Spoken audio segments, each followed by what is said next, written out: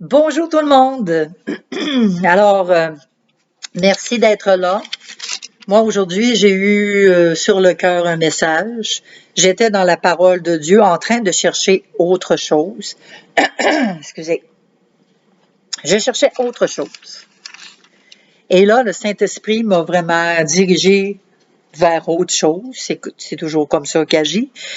Et ce qu'il a déposé vraiment sur mon cœur, c'est extraordinaire. C'est vraiment un beau message. Et je vais le remettre entre les mains de Dieu parce que ça vient de lui. Et je veux vraiment que ce soit sa parole, que ce soit lui qui prenne possession de ma bouche. Alors, Père éternel, je te remercie pour le message que tu as déposé sur mon cœur. Merci de m'avoir dirigé par ton esprit à travers tes Écritures. Et je dépose ce message-là devant ton trône.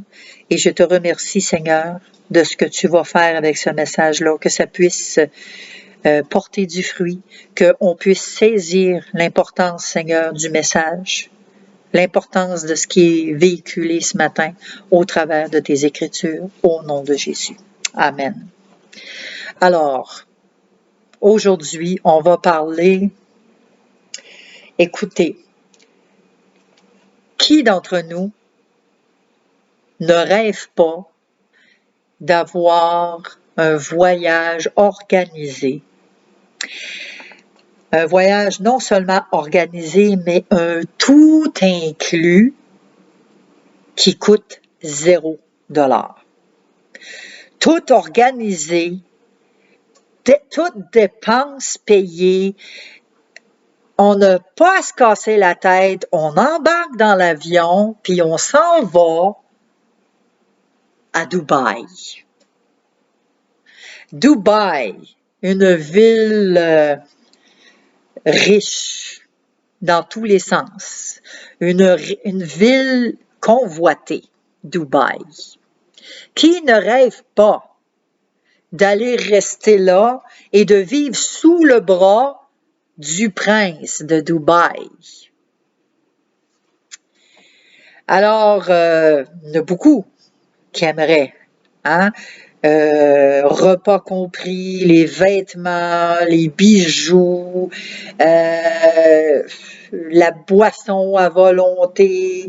Non seulement on a tout ça, tout ce qu'on veut, on l'a, on le possède, on a juste à le prendre, puis on l'a, mais on va apprendre les lettres, on va apprendre la langue de Dubaï, qui est l'arabe. On va tout apprendre ça, on va étudier, puis on va faire la belle vie.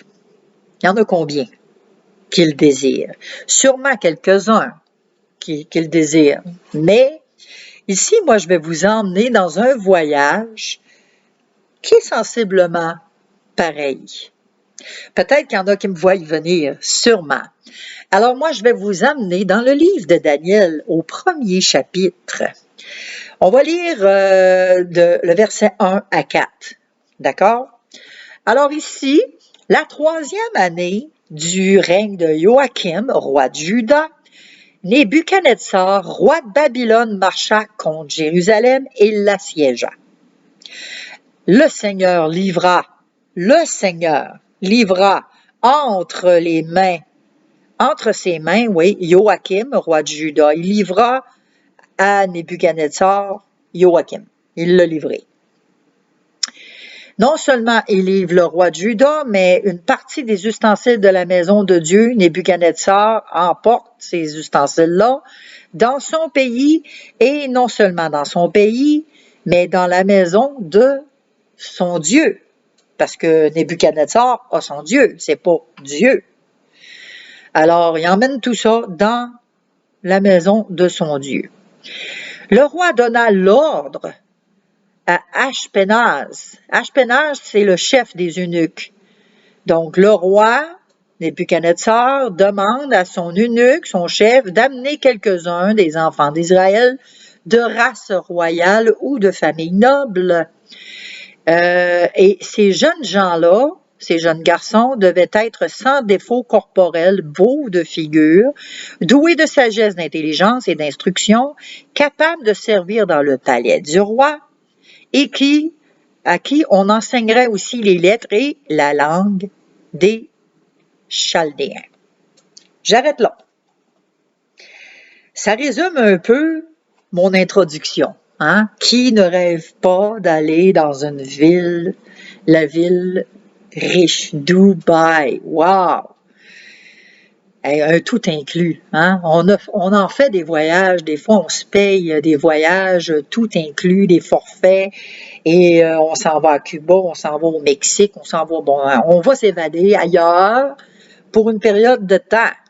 Et là, c'est un tout inclus, mais on l'a payé quand même, mais c'est un tout inclus. Mais là, imaginez-vous que ce voyage-là, ici, il n'y a personne qui paye rien, là. C'est sur le bras du roi Nebuchadnezzar. C'est le roi qui demande, tu vas me sélectionner, puis tu m'amènes ces jeunes gens-là. Et là, c'est pas n'importe qui. Hein? On fait pas la file à la caisse de l'épicerie pour passer à la caisse. On fait pas la file pour passer à la voix ou à Star Academy pour être sélectionné, là. C'est pas ça, là. Ici, on parle que c'est des jeunes gens qui devaient être de famille royale ou de famille noble. Alors, ils devaient être soigneusement sélectionnés. Et là, ici, ce qu'on remarque, c'est que ces jeunes garçons devaient être sans défaut corporel. Moi, ici, là, regarde, j'ai des grains de beauté, là. Ici, j'en ai quelques-uns là aussi. Bon, j'ai des défauts corporels. J'ai un doigt ici qui a été coupé quand j'avais 1 an et demi. Donc, je suis pleine de défauts. Fait que moi, je rentre pas dans cette catégorie-là. Mon corps a des défauts. Et eux devaient être sans défaut corporel. Le corps devait être parfait. Exactement comme lorsque on sacrifiait des bêtes sur l'autel. Devant Dieu, l'animal devait être sans tache et sans défaut. Alors là, ici, ces jeunes gens-là, c'est un sacrifice finalement, hein? Puis rappelons-nous que c'est Nebuchadnezzar. Nebuchadnezzar ne croit pas en Dieu, il a son Dieu. Et là, il veut avoir ces jeunes gens-là, les mettre à part. Dans le fond, c'est comme un sacrifice, là. Hey, moi, là, je veux avoir quelqu'un de parfait, là. Je veux pas avoir quelqu'un qui a des défauts. Non seulement il devait être sans défaut, mais il devait être beau de figure. Je ne sais pas pour vous, les Haïtiens, les Africains, les gens de d'autres pays, si vous avez déjà connu ça, une matante à pincettes. Aïe, aïe, aïe. Les matantes à pincettes, les petits garçons là, qui sont devenus des hommes maintenant, aujourd'hui, n'aiment pas les matantes à pincettes. Parce que une matante à pincettes, là, dans le temps des fêtes, là, quand on se réunissait pour fêter Noël, le jour de l'an, on était des grosses familles, et là, les matantes arrivaient, puis là, les petits garçons, oh, le beau petit garçon, puis là, il venait, puis il pinçait les joues tellement fort, puis, oh, que t'es beau, toi, je te croquerais. Fait que les matantes à pincettes, on n'aime pas ça ici, au Québec. Et là, il dit que les jeunes gens devaient être beaux de figure. Fait qu'imaginez-vous les matantes, comment est-ce qu'ils devaient accourir, hein? Oh, il est beau. Oh, qu'il est beau. Oh, qu'il est beau. Mais là, c'est ça. Il devait être beau de figure. Et non seulement il devait être beau, mais il devait être doué de sagesse, d'intelligence et d'instruction. Moi, ici, là, quand j'entends le mot doué, doué dans la peinture, doué dans l'apprentissage des langues, doué dans l'enseignement, doué dans la musique, doué dans le chant, doué dans un paquet d'affaires. Mais ici, doué de sagesse. Doué de sagesse. Pensons-y. Doué d'intelligence et doué d'instruction. Ici, je vais ouvrir une parenthèse parce que je trouve ça tellement important. Si on compare ça avec nos jeunes d'aujourd'hui en 2023, mon mari et moi, on a regardé un reportage. On écoute des fois, nous, on n'a pas de TV. Hein. En passant, là, la TV, on n'a pas ça chez nous. On a une télévision intelligente et on écoute YouTube ou on écoute à ce moment-là Netflix parce qu'on est abonné à Netflix. Et là, on s'en va sur YouTube et on tombe sur une vidéo de Guy Nantel. Guy Nantel, ça, c'est un humoriste québécois. Et là, dans cette vidéo-là, Guy est un animateur. Et il fait des vox box.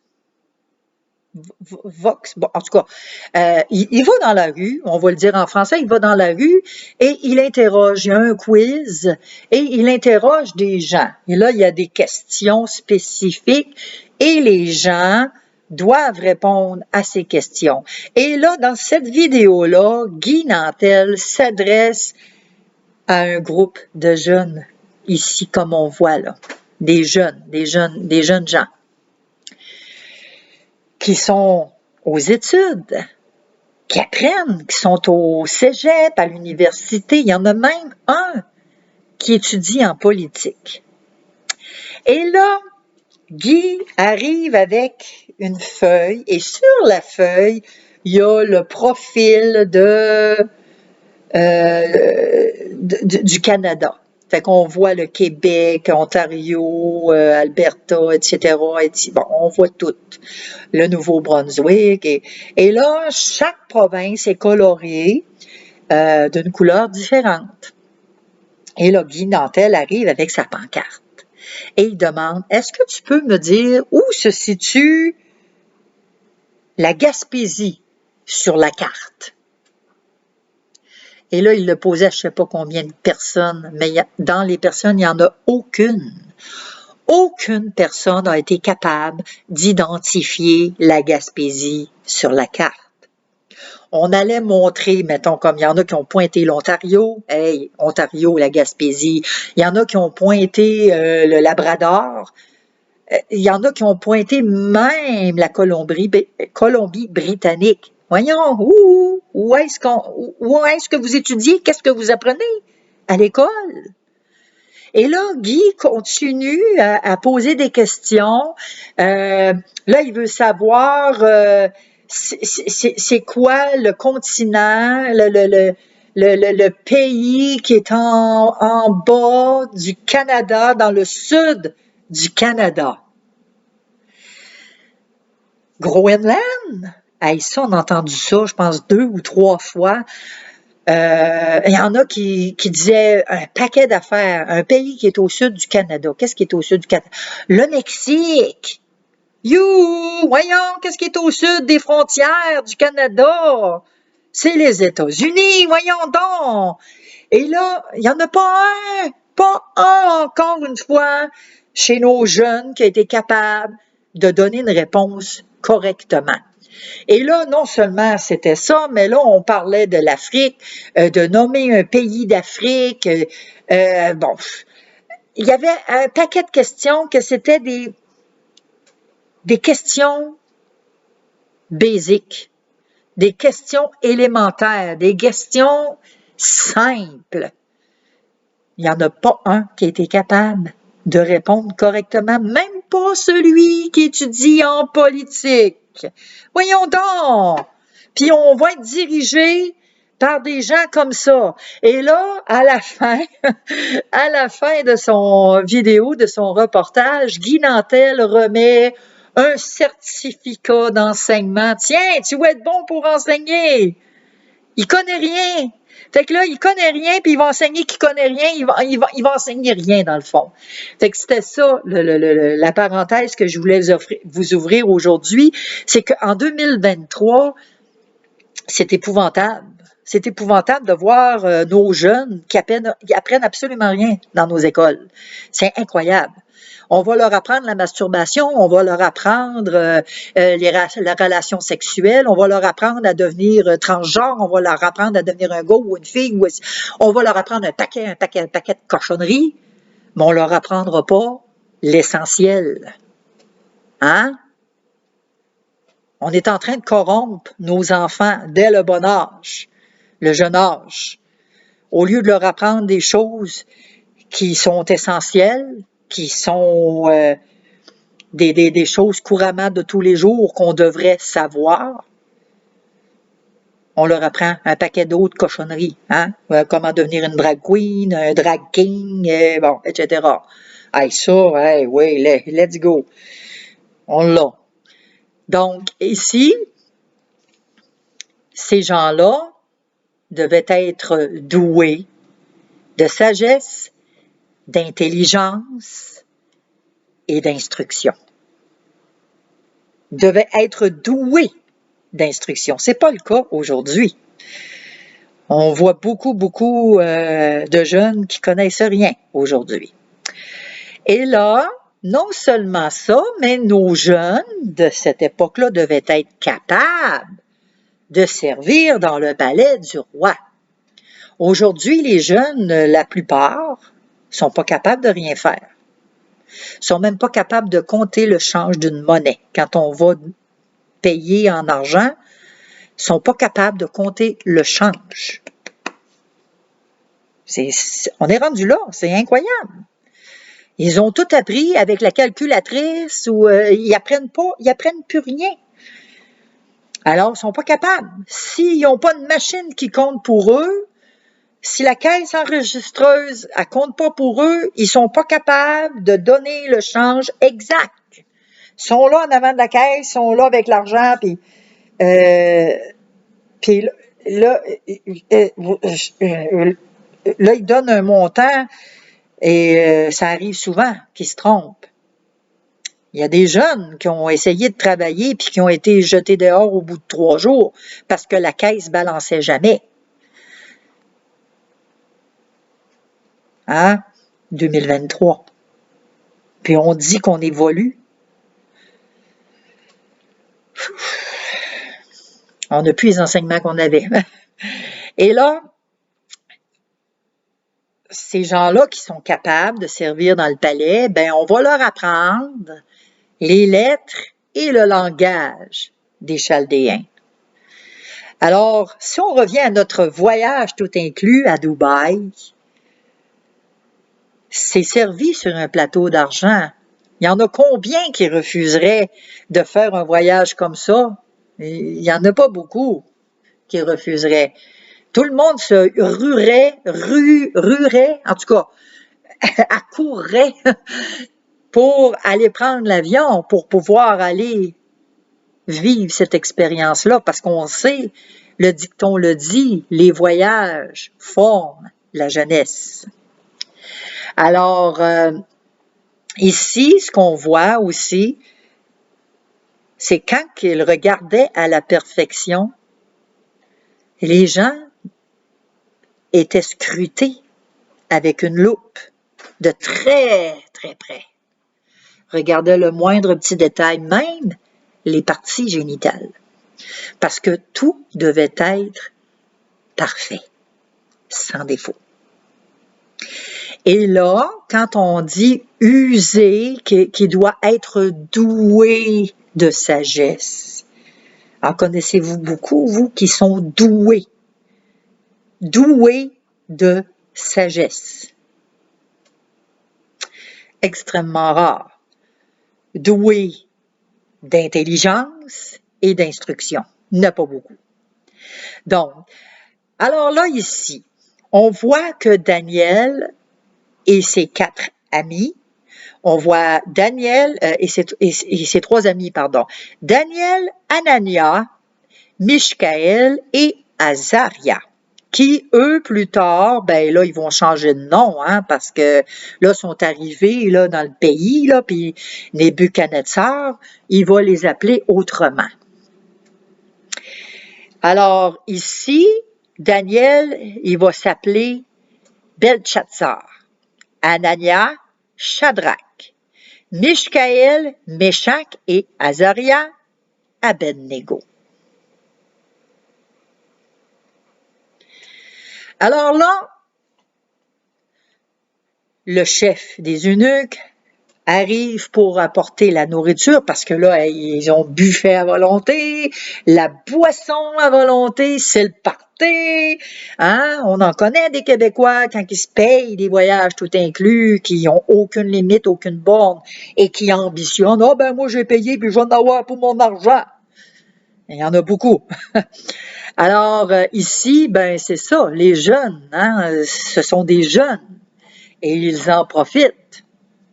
Sauf que nos 4 amis ici décident de ne pas embarquer dans le système, de ne pas faire partie du système. Oui, d'accord, on va adhérer à une certaine partie, mais on n'ira pas jusqu'à l'extrême. On va accepter d'être instruit, on va accepter que on nous enseigne la langue du pays et tout ça, ces choses-là, on va accepter de servir le roi dans le palais, mais on va y aller avec sagesse. Nous, là, on veut pas manger à volonté, à outrance. Ce qu'on veut avoir, on veut des légumes puis de l'eau, tout simplement. Et là, le chef des eunuques, ben, êtes-vous tombé sur la tête? Ben voyons donc! Vous êtes des jeunes, hein? Vous crachez là-dessus! Vous avez du tout inclus! C'est quoi votre problème? You, elle est où ta tête? Voyons donc, pourquoi tu refuses ça? Une opportunité pareille! Non, nous, on veut juste des légumes puis de l'eau. C'est juste ça qu'on veut. On n'en veut pas de la viande à volonté. On n'en veut pas de la boisson à volonté. On veut pas ça, nous. On veut manger sainement, intelligemment. On peut manger quand même intelligemment avec de la viande puis prendre de la boisson. Oui, oui, on peut le faire. Mais eux, leur plan, c'était pas ça. C'était vraiment d'être mis à part. Et là, le chef de l'eunuque, il dit, ben là, qu'est-ce que je vais faire? Moi, si vous tombez malade, il dit, écoute, apporte-nous ça, fais un test pendant 10 jours. Puis après 10 jours, viens nous revoir, puis constate entre nous et eux notre condition physique. Et Dieu a honoré nos 4 amis ici. Il a honoré. Au bout de 10 jours, ils avaient meilleur visage et plus d'embonpoint que tous les jeunes gens qui mangeaient les mets du roi. Parce qu'ici, il ne faut pas oublier que le roi adorait un autre Dieu aussi, là. Et que le roi mettait à part ces jeunes-là pour, en quelque sorte, un sacrifice. Il demandait la perfection sur ces gens-là. Et là, il y a une partie de ces jeunes-là qui se sont empiffrés. Et on sait que le vin à volonté, hein, bon, écoute, il y en a qui sont tombés accros de ça. Aïe, on a du vin, on a du fun. Alors, la nourriture, à force d'en manger à outrance, ils ont pris du poids, évidemment. Alors, ils étaient beaucoup plus amochés que Daniel et ses amis, effectivement. Et là, Dieu accorda à ces 4 jeunes gens de la science, de l'intelligence dans toutes les lettres et de la sagesse. Et Daniel, lui, il a reçu quelque chose en surplus aussi. Il expliquait toutes les visions et tous les songes. Et un jour, bon, il est arrivé que là, le roi Nebuchadnezzar s'est enflé la tête. Hey, moi, je suis un roi, puis c'est moi l'autorité du pays, hein? L'autorité instituée par Dieu, oublions-le pas. Et là, il s'est enflé d'orgueil et il a fait faire une statue à son effigie. Wow! Là, c'est moi le roi. Et là, moi, je vous ordonne, je vous commande, je vous oblige à vous prosterner devant ma statue. Oh là là là là là là! On devait se mettre à genoux, le nez à terre, pour adorer la statue de Nebuchadnezzar. Tout le monde l'ont fait, sauf 4. Comment se fait ça? Pourtant, le roi, c'est une autorité, ça. C'est lui qui gouverne le pays. Pourquoi ils ne se sont pas soumis à l'autorité? Ce sont des rebelles. Hein? Ce sont des insoumis. Quels ingrats qu'ils sont. Ils ne se sont pas soumis à l'ordre du roi. Alors là, le roi, il s'est emporté. Il était mis en colère. Et il a ramassé les amis à Daniel, Shadrach, Meshach et Abednego. Et là, il a ordonné qu'on chauffe la fournaise 7 fois plus chaude que d'habitude. Et là, il a ordonné à ses serviteurs, vous allez les jeter dans la fournaise pour que ça serve exemple. Hein? Hey, on a désobéi, on n'a pas été soumis à l'ordre du roi, à l'autorité que je suis. Alors là, on va punir. On va montrer à tout le monde que là, faut que tu obéisses au roi parce que je suis l'autorité. Mais Dieu, il en a décidé autrement. Parce que Daniel, Shadrach, Meshach, Abednego adoraient Dieu seul. Et même si Dieu seul a mis Nebuchadnezzar comme autorité suprême sur le pays, c'est à Dieu premièrement qui devait se soumettre et obéir. Et là, Nebuchadnezzar, convaincu qu'il allait donner une leçon à tout le monde, quand ses serviteurs ont jeté nos amis ici, nos 3 amis, dans la fournaise, ils étaient rendus 4. Et là, Nebuchadnezzar, ben voyons, là, il était comme effrayé, ben voyons donc, on n'a pas jeté 3 personnes dans la fournaise. Mais ça se fait ça, là? Ils sont 4. Et là, il a été complètement chaviré, complètement. Il y a eu la frayeur. Il y a eu la crainte du Dieu véritable à ce moment-là. Et là, il a ordonné, écoutez, faites-les sortir. Puis là, les gens, ceux qui les avaient jetés, là, ils ont brûlé vifs. En s'approchant, ils ont brûlé une flamme humaine. Ils ont brûlé, sauf eux. Quand ils sont sortis de la fournaise, ils sont sortis intacts. Aucune brûlure, aucune senteur de fumée. Ils étaient intacts.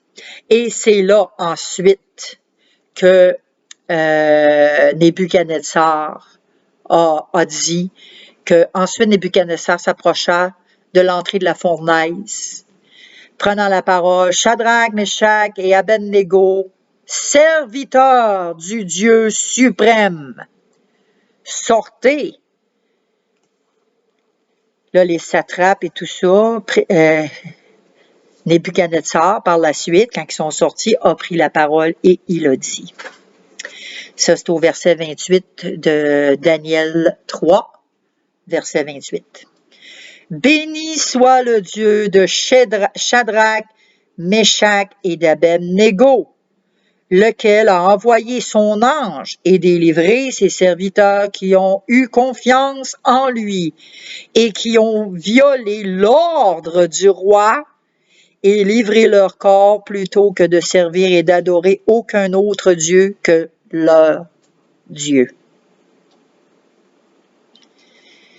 Voici maintenant l'ordre que je donne. Là, c'est le roi Nebuchadnezzar, que là, il a changé son fusil d'épaule. Tout homme, à quelque peuple, nation ou langue qu'il appartienne, qu'il parlera mal du Dieu de Shadrach, Meshach et Abednego, sera mis en pièces et sa maison sera réduite en un tas d'immondices, parce qu'il n'y a pas aucun autre Dieu qui puisse délivrer comme lui.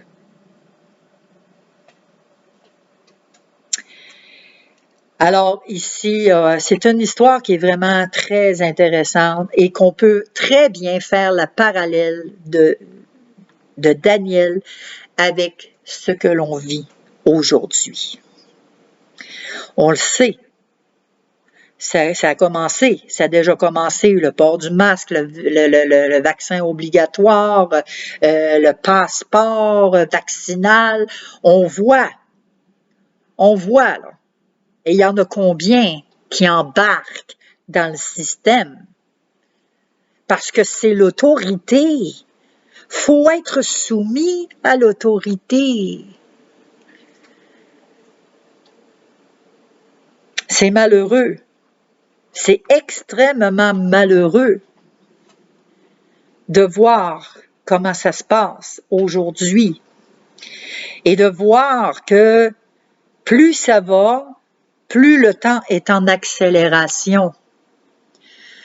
Moi, j'entends dire d'un côté comme de l'autre, je cherchais justement, encore une fois, dans la Bible, c'est écrit où qu'il y a un réveil? Où est-ce que c'est écrit dans la parole de Dieu qu'il y a un réveil? Et Saint-Esprit m'a dirigé là, dans Daniel, ce matin, dans ce que je viens de vous partager, pour essayer de nous faire comprendre. Parce qu'on sait que dans les derniers temps, l'amour de beaucoup va se refroidir. L'amour de beaucoup. Trouverai-je encore la foi sur la terre quand je vais revenir? Quand il va revenir, Jésus, il va revenir pour venir chercher qui?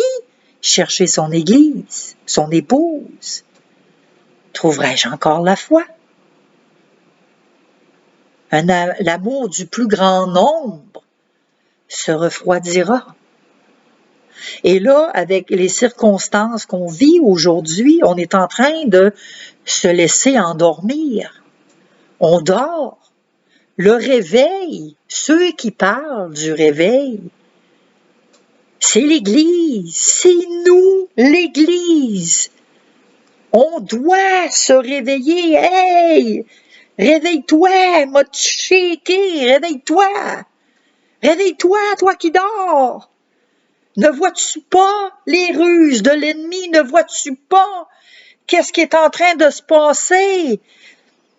Tu es en train de te prosterner devant une statue. Réveille-toi, toi qui dors. Tu es en train d'embarquer dans le système. T'embarques dans le système par rapport à l'obéissance à une autorité. Oui, cette autorité-là est instituée de Dieu. Mais est-ce que nous sommes des Daniel? Sommes-nous Shadrach, Meshach, Abednego?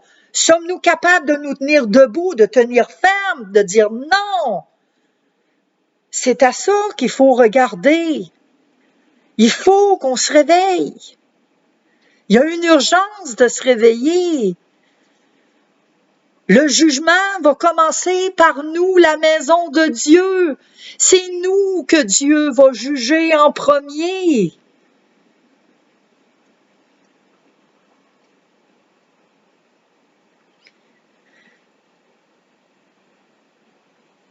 Ici, Nebuchadnezzar, roi à tous les peuples, aux nations, aux hommes de toute langue, qui habitent sur toute la terre, que la paix vous soit donnée avec abondance. Il m'a semblé bon de faire connaître les signes et les prodiges que le Dieu suprême a opérés à mon égard.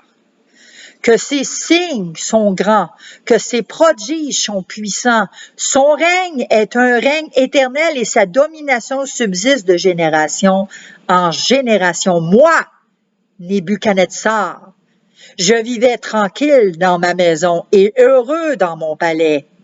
J'ai eu un songe qui m'a effrayé, les pensées dont j'étais poursuivi sur ma couche et les visions de mon esprit me remplissaient d'épouvante. J'ordonnais qu'on fît venir devant moi tous les sages de Babylone pour qu'ils me fassent connaître l'interprétation du songe. Alors vinrent les magiciens, les astrologues, les chaldéens, les devins, dans le fond, les faux prophètes, hein, comme il y en a énormément. Hein, on les comptera pas, on les nommera pas, mais il y en a une méchante gang de faux prophètes.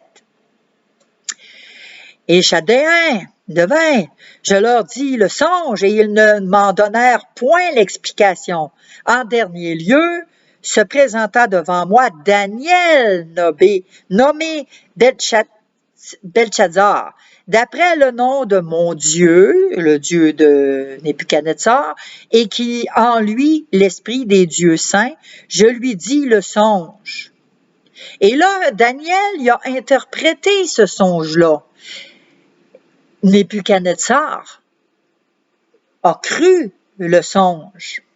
Mais vous allez voir vraiment là, cette histoire-là, lisez-le, le Daniel au complet, et vous allez pouvoir comparer qu'il y a vraiment beaucoup de similitudes avec ce que l'on vit ici en 2023.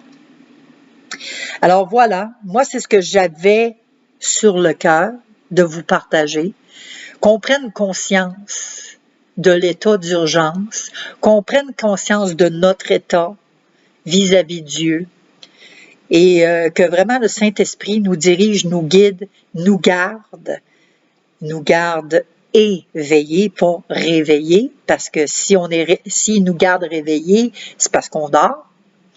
Mais si on dort pas, garde-nous éveillés, Seigneur.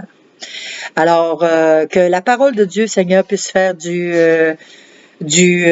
fruit, qu'elle puisse porter du fruit, qu'elle puisse éclairer chacune qui écoute présentement, Seigneur.